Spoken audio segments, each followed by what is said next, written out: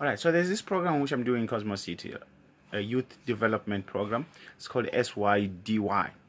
And on one of the occasions, one of the children asked me, "Honest, what are you getting from this program? Who's paying you?"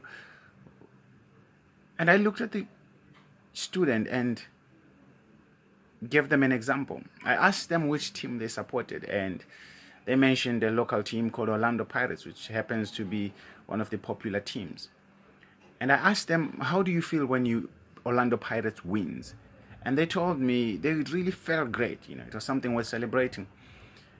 And I told them that that is exactly how I feel when they make it, when that when that child makes it in life. And I know I'll probably be asked this question a lot of times. And the only answer I can come up with is I was born to do this. That's the one thing that makes sense to me. That is the one thing that I would want to do for the rest of my life, because it agrees with everything I am, every feeling within me, every bone in my fiber agrees with this concept and this way of life and this kind of teaching. So I gave this video today to ask you, because everyone wants to change their world.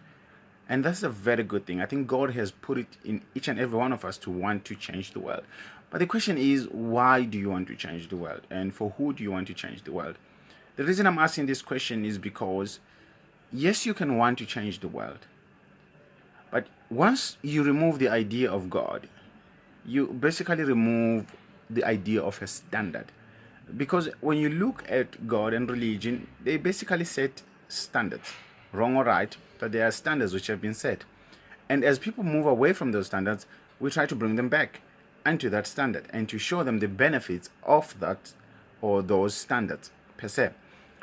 So if you remove God from the picture, what are you trying to change the world into? Because there is no right or wrong. If people are killing each other, then that's still okay. Who says it's wrong? Just because a group of people or as a community we agree that this is wrong doesn't necessarily mean it is wrong. Why? Look at this. The first thing, for example, I'll give an example of prostitution. There was a time whereby prostitution was illegal and it was something undesirable in society.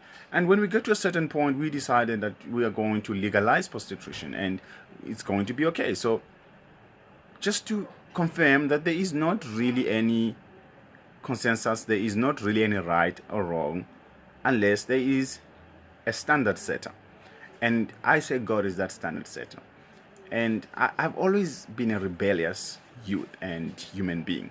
I hate everything that confines me and that makes me a slave of sorts. So I've pretty much rebelled against anything. But I could not rebel against God, because I've discovered that in this life, He gives me the ultimate freedom. God gives me the ultimate freedom. My understanding of who God is and who Jesus Christ is has given me the ultimate freedom.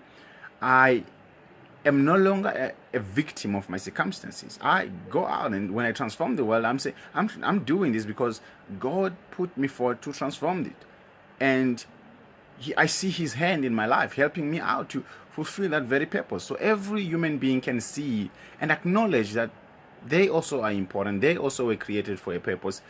And the world is just God's big company. And every one of us is an employee. Unfortunately, we do not always choose to acknowledge our employer, if I can put it loosely like that. Or our dad, our father, where we come from, our source. When I'm using the word dad or father, I'm using source. But anyways, I thought I should share that today, that if you are one person who wants to change the world, great stuff. You've got good intentions. The question you need to be asking yourself is, why? Why do you want to change the world? For whom do you want to change the world? Why should it even be changed? Because trends and ideas, they change every time. Why should we change? What are we changing towards? What are we running away from or to? But anyways, I thought that I should share that, and all the best. I'm a great believer in identity. I believe you were created for a purpose. I believe a master designer designed you and put you specifically wherever you are, so that you could transform this world, so that you can be the solution to the problems we have today. Anyways, cheers for now. See you next time. Check me out on Pastor H Talk on YouTube.